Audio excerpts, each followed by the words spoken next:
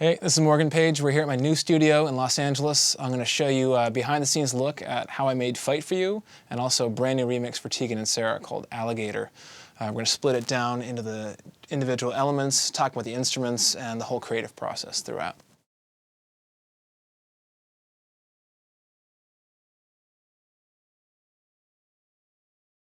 Hey, this is Morgan Page. We're in the studio. I'm going to break down Fight For You. I'm going to talk about the creative process and some of the techniques I used to create the song and mix it down.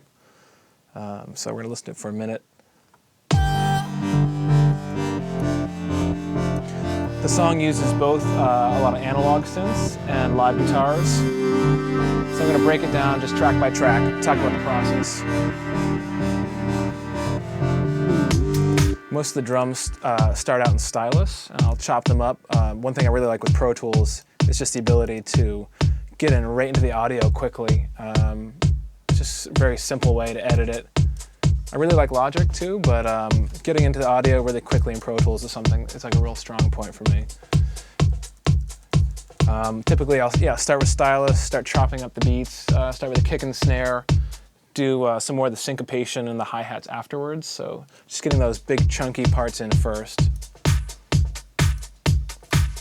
Start building the hi-hats in, give a little bit of a groove. When I'm doing these drafts for vocalists, I typically don't put a ton of syncopation in, just because it limits sort of what the singer can lay down for the draft, for the test vocals. This is one thing I've learned over the years, is just leaving it open rhythmically and melodically, so no lead voicings, and not too much in the beat. Just having a kick and a snare is really good for writing, I think.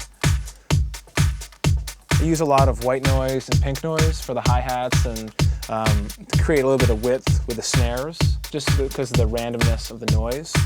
So there's a lot of hi-hats that are getting reinforced with white noise and being shaped with that element. So there's a few different loops going on here. Sometimes I use loops sampled from other records and just have them filtered. Sometimes everything's synthetic and I've just created it from scratch.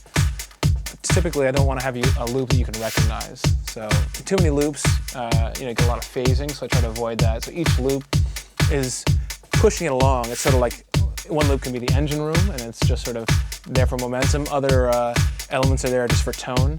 So I really like to tune drums, tune the kick drums. I don't swear by it, and sometimes it's not the best technique, but tuning it just allows the bass to sit better, and the whole track has a better sense to it. So a lot of times I use Signal Generator in Pro Tools. You can use other similar things in Logic, and I'll just add in frequencies. So if I want to add in more overtones, like sometimes the hi-hats will just be bursts of little sine waves at different sort of octave intervals, and you get a really cool kind of full sound. And that way you don't have to use as much of the frequency spectrum to create that sound. So using a blend of that, even tuning reverbs, cutting them out, making sure that just those key harmonics of the key of the song are emphasized are really helpful.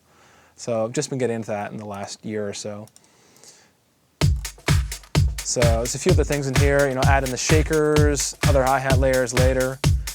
This is an original that's more for radio. This isn't really a club mix, so typically the remixes will get the banging club mixes that work for the big room. And the original is something that is, I want to be around 10 or 20 years and not be sort of the sound of the moment. So I'm aiming for something a little more timeless. There's live drums recorded in this. They're really low. They're like at -20. I'll zoom in here. Really low in the mix, but they add a little organic feel. I had live drums done for the whole album, but certain songs, they were good. Others, it was sort of clutter, and anything that doesn't have to be in there, I think I try to cut out just because it's dead weight.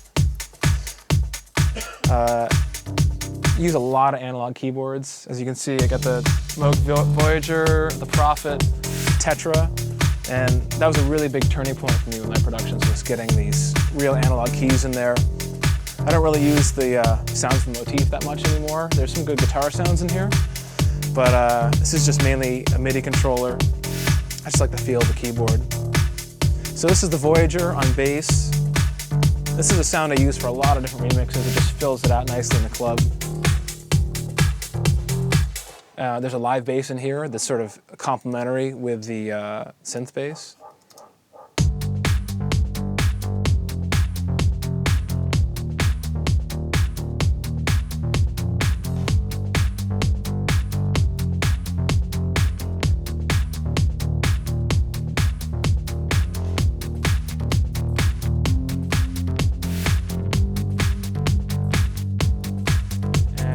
towards the other keyboards in here, like the Prophet.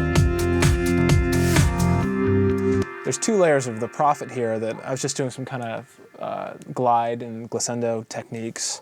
Right? And by having two layers, you can do some really cool.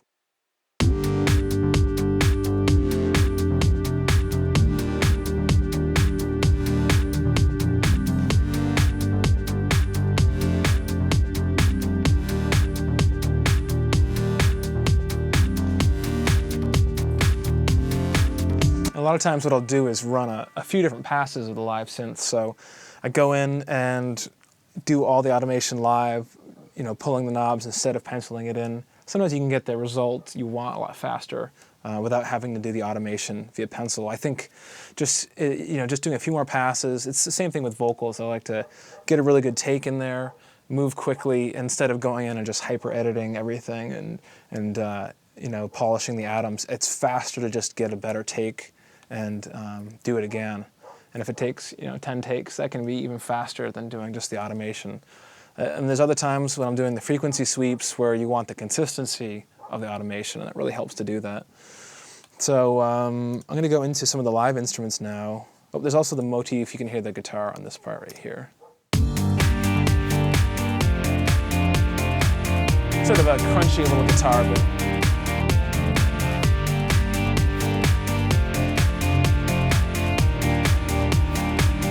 and what I'll do a lot of the times is make sure I use perfectly tuned instruments. You know, these analog ones are really stable because they're the newer breed of analog keyboards. But I want to make sure that if you record any live instruments, a lot of times they can sound a little sour, a little out of tune. And if those are the core of the track, the bed of the track, and they're just off a little bit, it can make things a lot more difficult down the line. So I'll start with the synths, make sure they sound good, everything's locked in to the right key, and then start layering it, bringing in session musicians and layering stuff. So it's happened a lot where I've had guys play and they'll play these great parts and they're just a little out of tune. And you're like, sometimes it's nice. You have a little bit of warmth, a little detuning is a cool technique, but more than 10 cents or more than 5 cents, it starts to just doesn't sound good. So there's acoustic guitars. I had this guy, Terry Grant, who did some records for Bedrock. He's a great session player. He played on The Longest Road. You probably didn't hear his guitars on the Dead Mouse mix because that was a much more simplified, just sort of synth-focused mix. But he does great guitar work. He's all over this new album. So I'll play that for you now.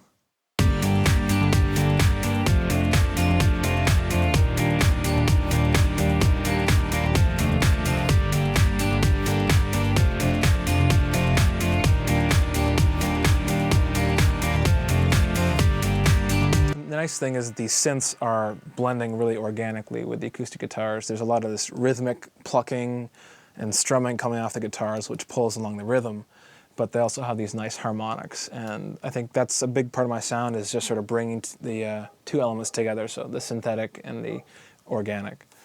So I'm going to solo these for you real quick so you can just hear that.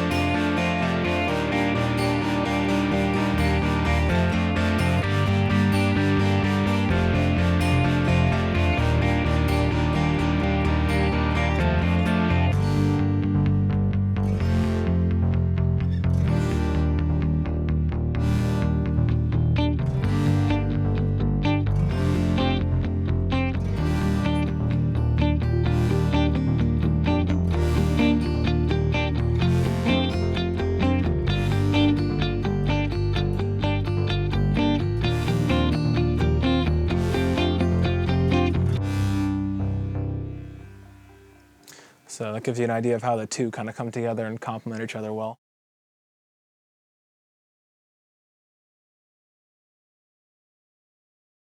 There's a lot of vocal editing in here, as you can see. Stacks and stacks of vocals of Elizabeth, same singer from The Longest Road. And I like to do a lot of stacking, tuning some things harder than others. I use, obviously, a lot of auto-tune, Stuff in the background, maybe I'll tune harder, use a lot of layering, a lot of distance techniques from the mic. Sometimes I have the singer enunciate things differently, so different takes will be more of a loose enunciation, a lot of whisper takes. And I think the key for me is just building this sort of hyper reality, a sound that, sounds bigger than just their normal voice. Sometimes it sounds best to just have one voice, but and the more things you add in the mix, the more it's going to clutter it up. So every layer's really got to be doing something. So I will really, put a high-pass filter on them and make sure that you're cutting out a lot of stuff. Anything that doesn't need to be there, I'm pretty aggressive about EQing it out. I like a lot of the Waves plugins. The SSL bundle has been great. A lot of cool ways to just sort of shape the sound, and a lot of the recording is done very clean. I go through an M-Audio Sputnik mic, use this for the whole album. And a lot of these sort of cheaper Chinese manufactured mics have been really good for the money. I did Longest Road with a Studio Project C1, and that's like a $200, $300 mic, and it was just processed well. But I go in clean. It's just basically using a little bit of the compression here on the Avalon, but I don't really like the compressor on this. I like the EQ and the preamp. So I go in there, going pretty clean to Pro Tools, and then really do a lot more of the processing in there. So there's a lot of layering to get, using these sort of whisper layers to get a wider sound, to get a more present sound, and create this larger-than-life kind of feel. So maybe we'll go in and just take a look at this. A lot of harmonies, too.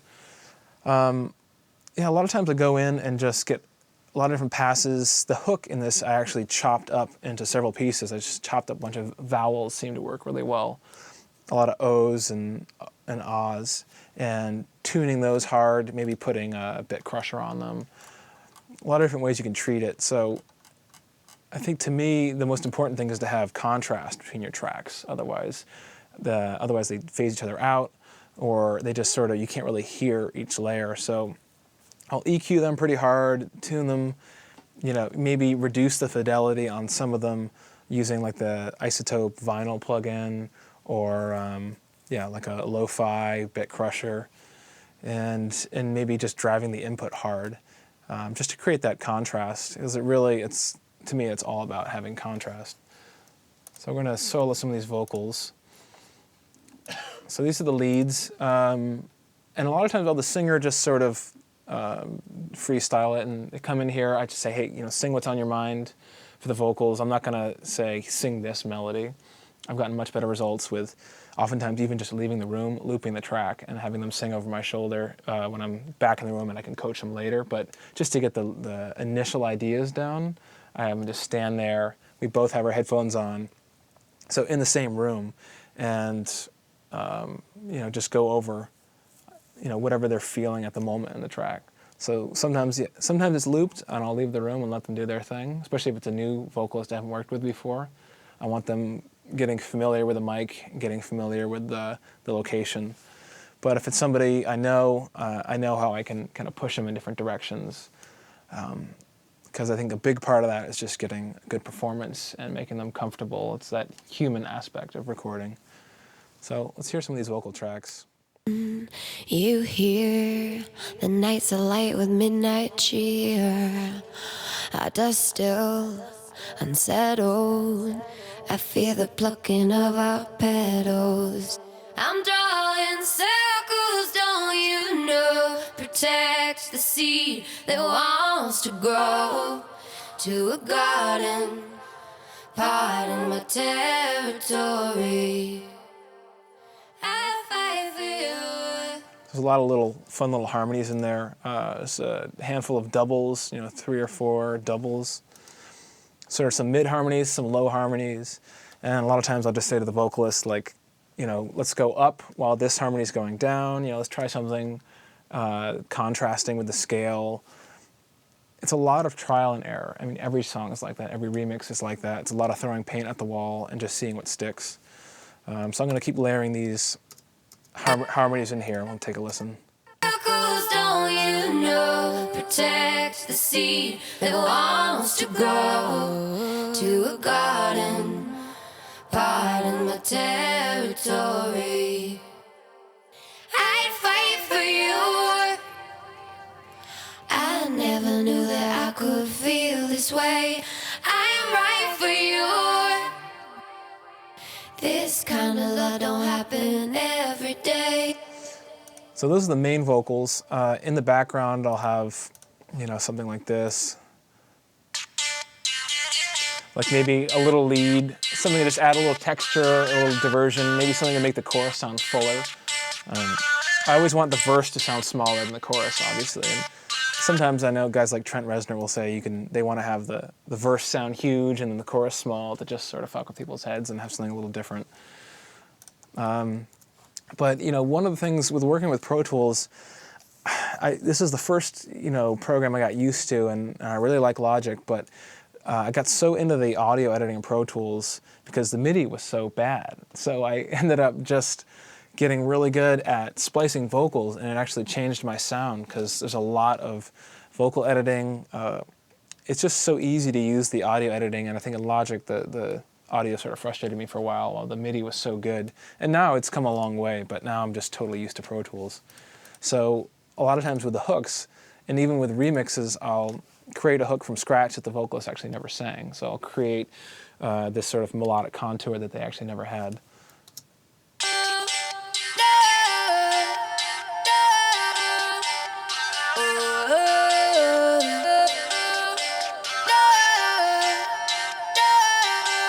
So it's actually a line the vocalist never sang, and it was just pieced together. I mean, you could do that in Melodyne.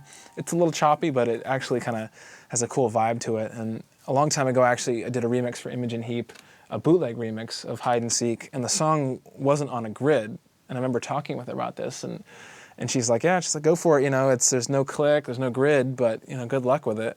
And it was a lot of work. So the song was choppy, but it sort of had that was sort of a fun quirk of it that actually added a little quality to it. So I had done this whole album of bootlegs, and there was no stems provided. So there was a Coldplay remix of David Bowie, and because there was nothing provided, I just had to filter out the low end and some of the drums that way, and it has its own sort of grimy sound to it because of that. So those are the vocals. This is one of the main singles for the album, Fight For You, and a lot of these originals take a long time, obviously to come up with the lyrics, and takes time to sort of work with vocalists, and we both do the lyrics, but it's a very involved process. Sometimes you're butting heads. A lot of times vocalist wants to go, they're distracted by something, they want to go, wrap up, and you say, no, we need to be here another couple hours, you're not done yet. And it's a long process, but I always want to make it fun for people, and I hate that when you're in a studio and you're like, I want to get out of here. I hate that feeling. So I always want my collaborators to feel comfortable, and even though it's always a little bit of that healthy tension sometimes when you're sort of defending your ideas. In the end, it's all worth it, and it's worth that struggle creatively.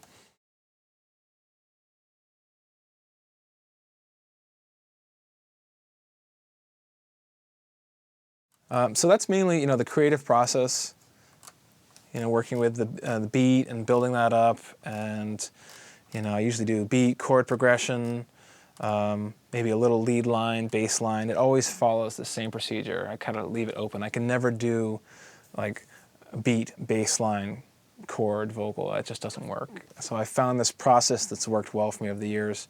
Every song has a template. And that doesn't mean in any way that it's formulaic. It's just a sort of a structural thing to speed things along. As you can see on the screen, there are markers for every section, and these help a lot. And having 8-bar chunks or 4-bar chunks, something I've been doing for a while, and it seems sort of trivial, but it really helps you get a feel to make sure there's a regularity throughout the song. But with every song I start up, it has these markers in here. It has, your first verse, pre-chorus, chorus, second verse, pre-chorus again, chorus, bridge. I like those little moments, especially in my remixes where the chorus comes back in. The beat comes back in, but it's not the full song yet. It's just sort of a bass line and a kick, or a kick and a snare. And then it comes back, boom, right into the third chorus. What else is here? Outro. And it's really important to just have like last note and end. It's never just, the song just ends. There's a note, there's a decay, and something is sort of petering out towards the end of the song.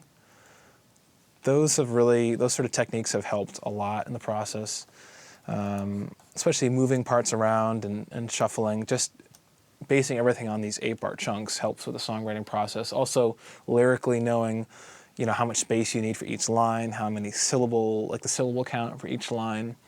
It helps with that process.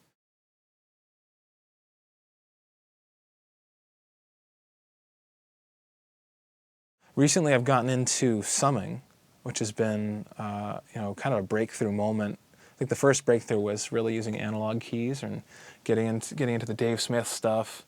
Just has such a great sound, and it's just really inspiring. And every time you turn it on, the preset almost sounds a little bit different each time, or you're just feeling it a little differently. And maybe the oscillators are a different temperature that day or whatever. So analog synths were huge, but now I really like doing summing. I think it adds just that little bit extra punch. I can really drive the mixes harder. I can get more loudness with less compression. It's a little more present. The transients are a little snappier. I upgraded from a Apogee Rosetta to this Prism Sound Orpheus, which has been great. So this is sort of the center of my studio, this and a Dangerous D-Box. So I use it as a monitor controller. You can hook up a couple sets of monitors, and it's got a talkback switch. Usually the vocalist will be in the same room, so I'll use talkback so we can hear each other in the headphones. Some of the singers are really loud, like Elizabeth, so I have to have the headphones on or I have to leave the room sometimes. So I have the headphones on, but that talkback switch is great, and I'm trying to figure out a way to rig that so I can use it as like a SSL, little mic. I know there's a way it'll sound cool, because it's actually pretty decent quality to it. So what I'll do when I'm summing stuff, I start summing from the very beginning. It's part of the template. Drums go to the first stereo pair. Vocals are 3/4. Bass and some live instruments are 5 and 6. 7 and 8 are any keyboards and effects, so any reverbs and delays. And I don't know, my plugins sound better, summed. I can hear things better in the mixing process.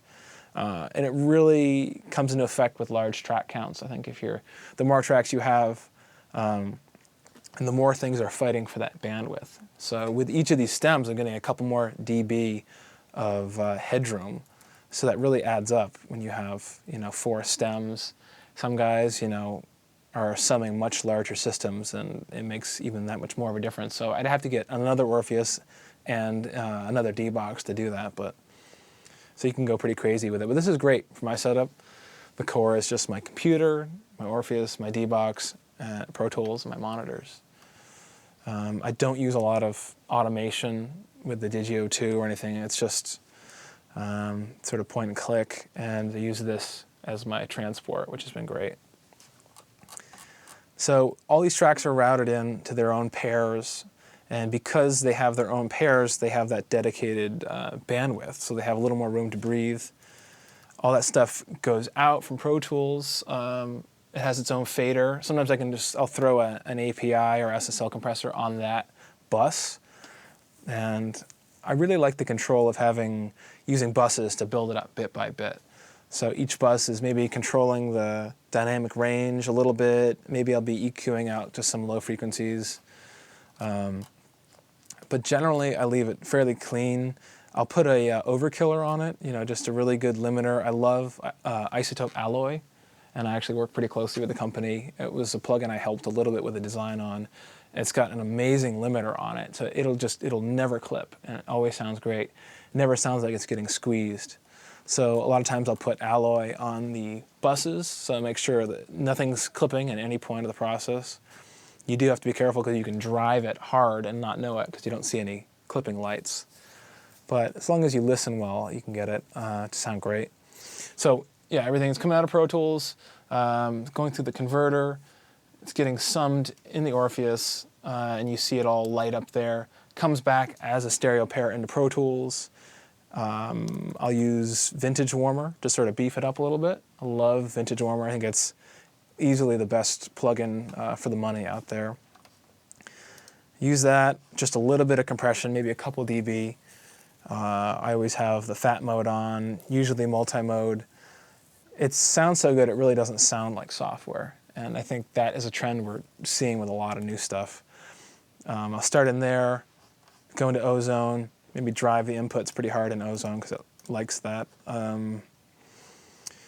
Don't use a lot of multi-band compression, just because I feel like I don't have as much control in there, and I think with mastering it limits the process. I just use the limiter, maybe a little EQ, maybe a little widening. But when I first started using it, I did too much widening, and it just starts to sound colored. So a little bit of that, and sometimes a little harmonic distortion. But now with Alloy, because it has no latency, which is a big deal in Pro Tools, that can dramatically change things. If the phase can get shifted just by a few samples, it can sound completely different if you're stacking things. So Alloy has been great because there's no latency. I can throw it on any track, and you can get that Ozone kind of processing in there. That's something I've been yelling at them for years to do, and they finally said, okay, all right, we can do it without latency. So those are my key plugins. So it comes back, it gets beefed up because I brought it down. It goes down, like I set the trim at like 12 o'clock, so there's enough room so it doesn't clip the sound card coming back in. Beef it back up with the compressors and limiters, and then bounce it down to the hard drive.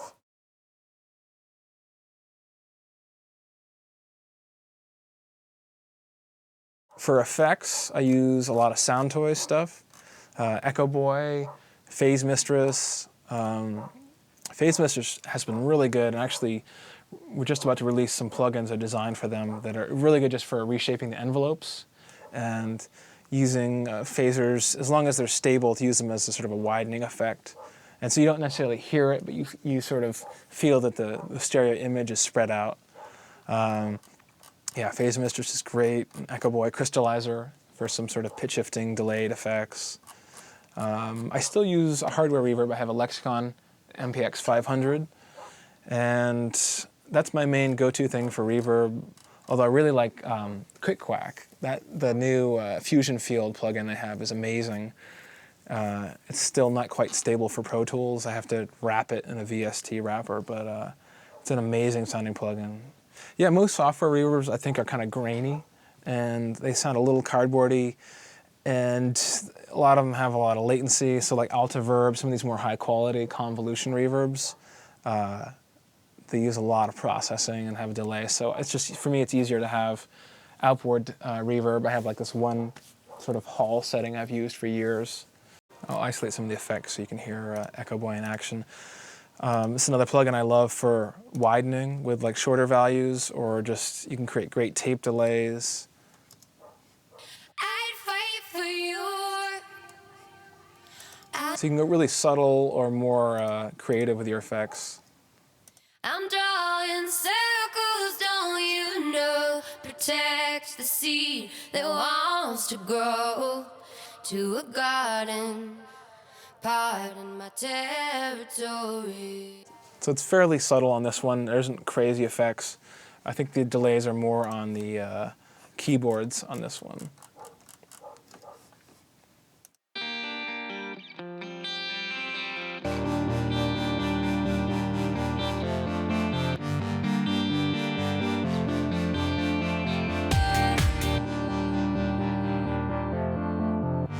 A lot of times I'll use the stock EQ or the Renaissance EQ and just automate it. I feel like it's the simplest way to high pass and low pass stuff. And especially for these arrangements where I want it to build up to a big chorus. It's a lot of sweeps, and a lot of sweeps for the white noise loops, and sort of you can't really get away. It just works so well. You know, your white noise, like 8 bars of that or 16 bars. A lot can be done with just the signal generator in Pro Tools, so I use that all the time. I'll pull that up. I'll use that to generate the white noise. I'll generate the harmonic. Sometimes I'll layer the sort of the lowest possible thud of the kick with a sine wave. Sometimes it works, sometimes it doesn't. Sometimes you have to flip the phase and make sure it's sort of agreeing with the rest of the mix.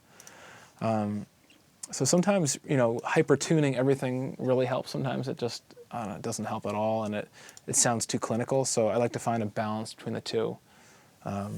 Sometimes I sample other kicks. Sometimes I will build mine completely from scratch, but it's such a long process. Sometimes you build it from scratch, and then you get to the club, and it just doesn't have the impact that you want, and it's a lot easier to just go grab another kick, layer it, make it your own. But if everyone was using the same kick drum, everything would be sort of phasey when you're mixing tracks together. So I do think it's important to build your own kicks and create a variety of kick drum sounds, because it's just funny when you're mixing at the club and you're like, what is wrong with this? Like, well, I shouldn't have to EQ this much as I'm mixing the tracks. And